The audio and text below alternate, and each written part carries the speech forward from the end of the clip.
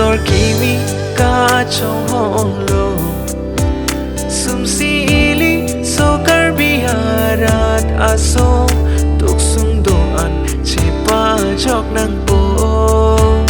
ruwe piwang champang thir po BOTOR KIMI ka trong hong lo sum si ili so KARBI harat aso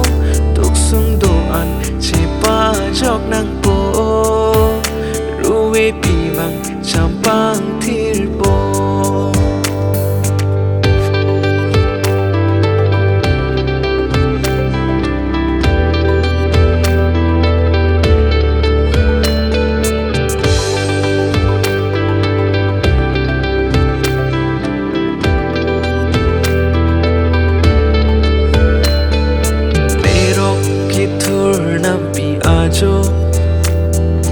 ang ui suntok plong nang manlo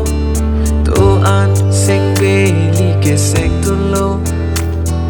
pini kru ang ason nang manlo abura krem chesai nang po non kai kisung ka che pharlo to an li so KARBI aso chirok tok si som du nang po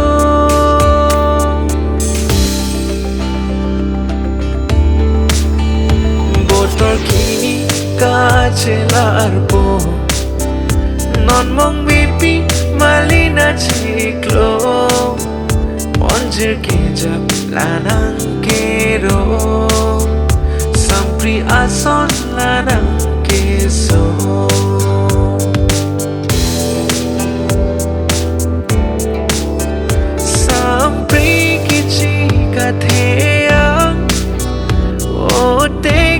so kang rega se kilang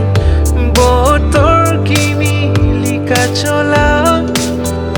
mantu hanji so nindaran theng piaro karakang tang kaching jok kari aseng ke hang mun sin ban ke bikara son nang man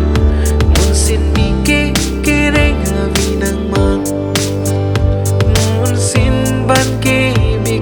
son nang man mun sin mi ke kereng hawi nang man BOTOR KIMI ka chelar po non mong bipi malina chiklo onjer ke jap lanang kero sampri ason lanang keso